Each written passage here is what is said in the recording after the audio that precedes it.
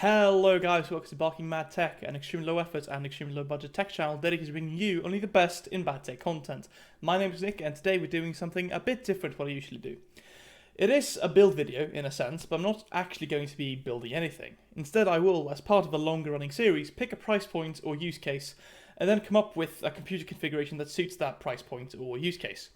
I will not be factoring in sales into my final price tally, so be aware of that. Also be aware that I will be doing this configuration from a Swedish perspective and with Swedish pricing, so that includes tax.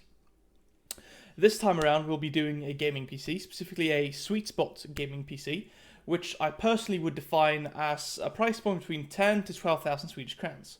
So with that in mind, let's get right into it. For our processor, I settled on a Ryzen 5 3600. This is probably not a surprise to most of you, as the 3600 is the staple recommendation for a gaming PC nowadays. 6 cores and 12 threads on AMD's Zen 2 architecture with TSMC's 7nm process. It offers a great performance at a good price. It's really a no-brainer, really. Now, for a motherboard we have some different options. Because I wanted to ensure that the system would be upgradable in the future, I decided to go with a B550 board, as unfortunately 400 series boards will not be compatible with future Ryzen processors. With that in mind, I decided to go with a B550 Aorus Elite from Gigabyte, as it offers a nice balance of features, pricing and VRM performance. Other B550 options you could consider include the B50A Pro from MSI and the B550 Plus from ASUS. Both of these are a bit more money. If future processor upgrades aren't that great a concern to you, you could drop down something like an MSI B450 Tomahawk Max and save some money, although honestly you wouldn't be saving that much. RAM-wise, I decided to go with the cheapest 16GB kit of DDR4 3600 I could find, which turned out to be the Corsair LPX. Beyond its good price, there's really nothing special about this memory, it's just a good price and a good performer. For storage, I went with a 500GB Kingston A2000 NVMe SSD. Not only is it a great performer and in the convenient M.2 form factor, it also comes in at a great price. To back up that SSD, I went with a 2TB P300 hard drive from Toshiba. It's 64MB cache, it's 7200 RPM, it's just a box standard hard drive. The motherboard will still have plenty of free SATA ports and even a free M.2 slot, so adding more SD storage in the future won't be an issue whatsoever.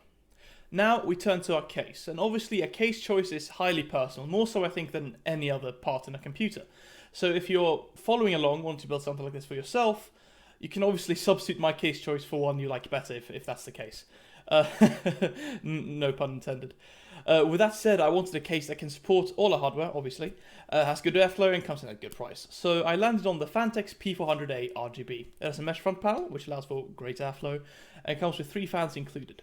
If RGB is not your cup of tea, you could drop down to the P400A non-RGB and save a little money there, but keep in mind that it only comes with 1 included fan in that case.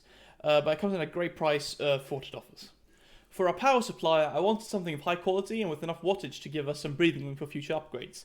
I settled on a CX650M from Corsair. It's 650 watts, 80 plus bronze certified and of high quality. It's even 7 modular, which is quite nice, and comes obviously with a Corsair warranty and stuff like that, so I think this would be a good option for this build. And finally, we get to our graphics card, the single most important part of a gaming machine. And here we have some options to choose from. My top recommendation for this price range of computer is the RX 5700XE from AMD. I have one of these myself in the computer I'm editing this very video on, and I am really happy with its performance. It absolutely slays at 1080p and does really well in any game I've thrown at it at 1440p as well. So at this price point, I find it hard to argue against. Nonetheless, I know that some people are understandably a bit put off from using AMD's Navi graphics cards, as a lot of people have experienced issues with drivers such, and I happen to be one of those people. So if you prefer an Nvidia card, I recommend an RTX 2060 Super, although you would be losing some performance with that switch and you would be paying a bit more.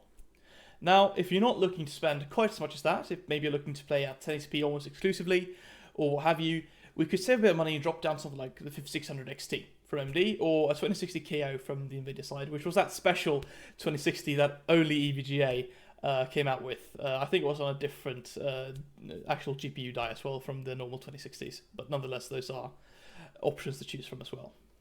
So there you have it, my friends. That's my suggestion for a sweet spot gaming PC in August of 2020. You'll see the final price tally here on the screen in a moment, as well as the impact various modifications or changes would have on that tally. A build like this would definitely handle pretty much anything you throw at it, as well as leaving us with significant opportunities for future upgrades. With all that said, I hope you guys enjoyed this video. Keep an eye out for the next one, and peace out.